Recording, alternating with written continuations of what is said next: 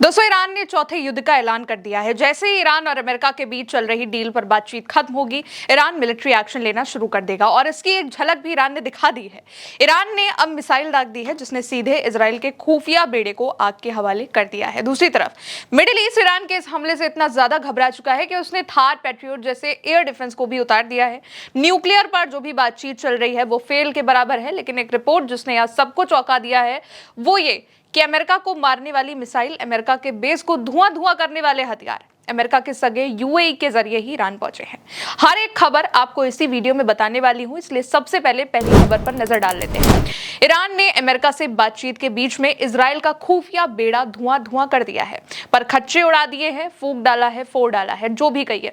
Iran ने अपनी missile दागी है और इजराइल के एक ड्रोन को तबाह कर दिया है जो ईरान की जासूसी करने के लिए वहां पर पहुंचा हुआ था। ईरान का कहना है कि उसने बंदर अब्बास के ऊपर एक इजरायली जासूसी ड्रोन को मार गिराया है और अपनी मिसाइल और ड्रोन से उसको तबाह करके ढेर किया है। ये जो ड्रोन है वो एक ऑर्बिटर था जिसे रडार से बचने के लिए डिजाइन किया गया था, फिर भी ईरान ने इसको मार गिराया है। और ईरानी अधिकारियों ने यह भी खुलासा नहीं अभी तक किया है कि किस प्रणाली का उपयोग किया गया था।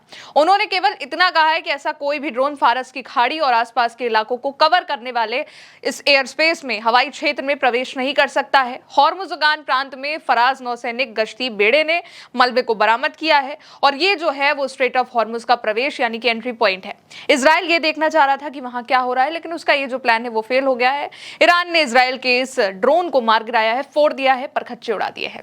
अब अचानक ईरान के इस घातक हमले के बाद खाड़ी के देश डरे हैं कि कहीं अगला नंबर उनका ना हो, इसलिए सऊदी में एयर डिफेंस एक्टिव हो चुका है। दूसरी खबर देखिए, सऊदी लगातार अमेरिका पर यह दबाव बनाने की कोशिश कर रहा है कि अमेरिका भी ईरान पर हमला ना करे, खासकर जब तक हज हो रहा है, क्योंकि सऊदी अकेले हज से ही सालाना लगभग 12 अरब डॉलर की आय करता है और उम्रा के साथ मिलाकर ये 16 से 20 अरब डॉलर तक पहुंच जाती है। सऊदी अरब की रक्षा मंत्रालय ने आधिकारिक वीडियो जारी किया है जिसमें हज के दौरान मक्का, मदीना और बाकी हज वाले स्थलों के आसपास हवाई रक्षा प्रणाली यानी कि एयर डिफेंस जो एक्टिव है उसको दिखाया गया है। मंत्रालय का कहना है कि एयर डिफेंस फोर्सेस पूरी तरीके से इंटीग्रेटेड रेडीनेस में मोड में है, यानी कि किसी भी हवाई खतरे, मिसाइल, ड्रोन या फिर विमान से निपटने के लिए प्रिपेयर्ड है। और इस वीडियो में multi layer air defence system को दिखाया गया है जिसमें अमेरिका का पैट्रियट PAC-3 MSE तैनात है, जो कि बहुत जरूरी सिस्टम है और साफ दिखाई दे रहा है वीडियो में। ये शॉर्ट और मीडियम रेंज वाली बैलिस्टिक मिसाइलों, क्रूज मिसाइलों और विमानों को तबाह करने के लिए सक्षम माना जाता है। हिट टू किल टेक्नोलॉजी का इस्तेमाल करता है।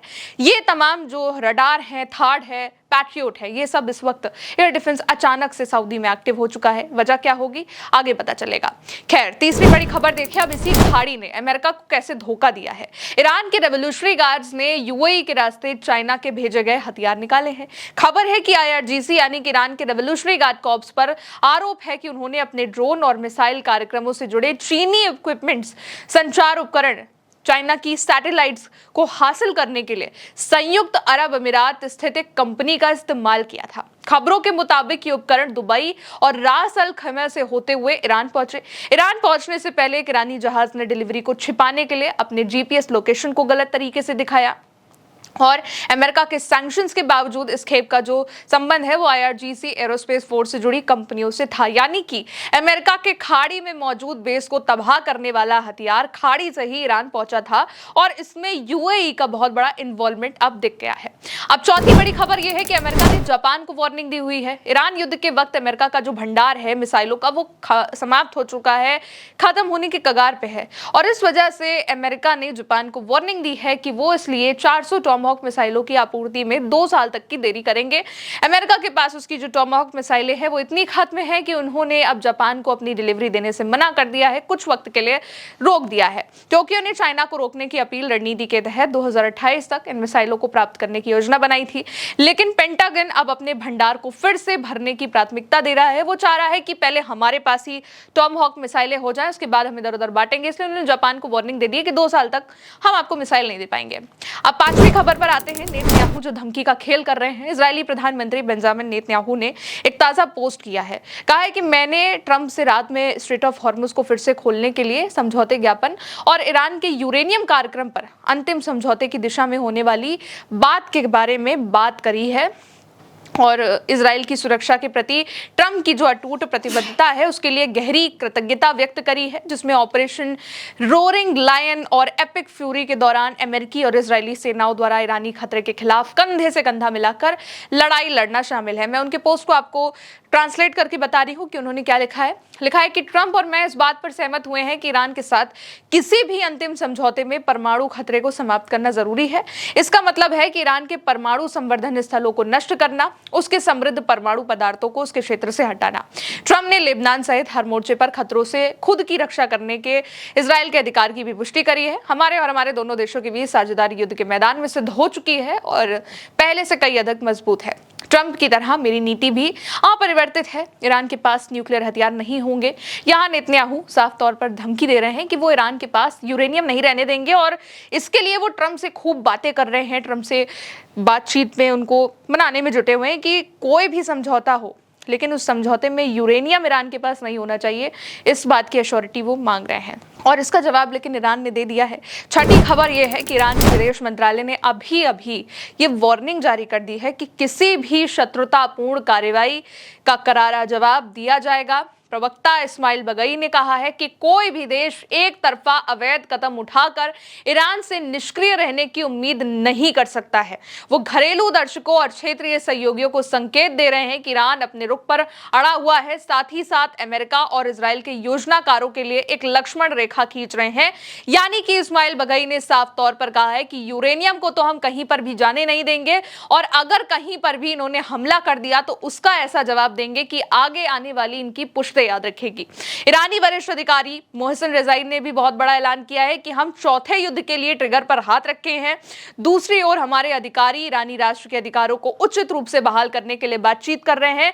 ये आखिरी चरण है जहां सर्वशक्तिमान ईश्वर की कृपा से इन पूरे 47 वर्षों का ऐसा परिणाम निकलेगा जो अगले 50 सालों तक ईरान में सुरक्षा सुनिश्चित करेगा। यानी कि ईरान एक बहुत बड़ा हमला कर देगा और एक बहुत बड़ी जंग की तैयारी हो चुकी है। अब सातवीं खबर देखिए, इसका ट्रंप पर दबाव भी बन चुका है। ट्रंप ने नेतन्याहू से कहा है कि जब तक ईरान का यूरेनियम वाला जो भी चीजें हैं, ईरान का न्यूक्लियर कार्यक्रम है, खत्म नहीं हो जाता है और वो अपना एनरिच्ड यूरेनियम हटा नहीं देता है, तब तक वो ईरान के साथ कोई भी अंतिम समझौते पर सिग्नेचर नहीं करेंगे। ट्रंप की वार्ता टीम के करीबी 2 सूत्रों का यह कहना है कि इजराइल और उसके घरेलू सहयोगी देशों के दबाव की वजह से ट्रंप अब अमेरिका ईरान समझौते से पूरी तरीके से पीछे हट रहे हैं। ये देश ट्रंप पर ईरान की शर्तें ना मानने का दबाव डाल रहे हैं कि ईरान की शर्तें ट्रंप गलती से मान ना ले। इसके बाद ट्रंप ने ट्रुथ सोशल पर एक लड़ाकू विमान पर मार्क 84 बम की तस्वीर भी पोस्ट कर दी और जिस पर उनका मशहूर जो नारा है कि इस मामले पर ध्यान देने के लिए धन्यवाद, सीधे बम पर लिखा हुआ है। ईरान ने पहले ही वार्निंग दी थी कि समझौते की प्रमुख धाराओं पर अमेरिका द्वारा जारी अड़चन के कारण इसे पूरी तरीके से रद्द कर दिया जाएगा। यानी कि जो अगर इसको समझौते को रद्द किया जाता है अमेरिका की गलती से होगा। जो समझौता कभी अस्तित्व में ही नहीं था वो अब सार्वजनिक रूप से टूट रहा है और दबाव किसका बन रहा है? ट्रंप पर इजराइल का बन रहा है। नेतन्याहू ने इससे पहले क्या पोस्ट किया वो भी आपको मैंने बताया।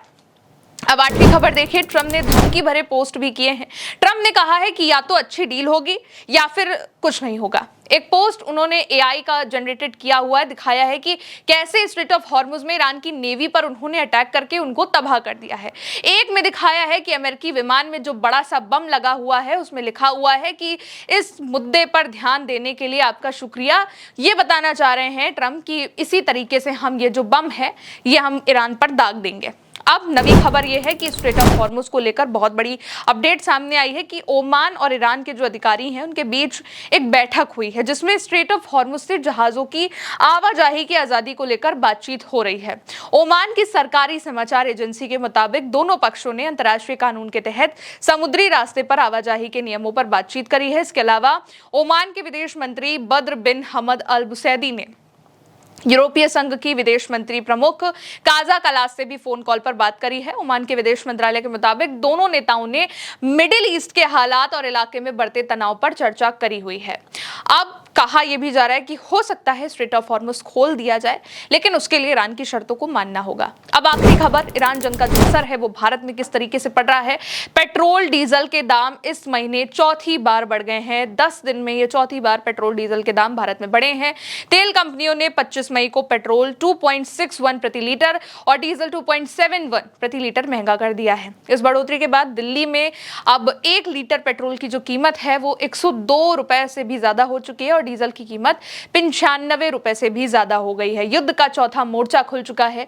ईरान का जंगी ऐलान हो चुका है। ईरान ने इसका एक डेमो भी दे दिया है इजराइल के खुफिया ड्रोन को मार गिराकर, और सऊदी इससे किस तरीके से प्रिपेयर है, लड़ने के लिए तैयार है, यानी कि किस तरीके से वो इसको लेकर अलर्ट है क्योंकि उसने अपना एयर डिफेंस एक्टिव कर दिया। ये भी सबसे बड़ी बात यह है कि ट्रंप पर इस वक्त ईरान से ज्यादा इजराइल का प्रेशर बन चुका है। नेतन्याहू नहीं चाह रहे हैं कि ये युद्ध रुके, नेतन्याहू ये भी नहीं चाह रहे हैं कि ईरान यूरेनियम रखे, इसलिए वो ट्रंप पर अपना दबाव बना रहे हैं और ये बात ट्रंप की धमकी भरे पोस्ट में भी साफ तौर पर देखी जा रही है। फिलहाल दोस्तों, मेरे साथ आज की इन 10 बड़ी खबरों में इतना ही। फिर मिलेंगे नई खबरों के साथ। आप देखते रहिए उल्टा चश्मा यूसी। मेरा नाम है गौरी वर्मा। शुक्रिया।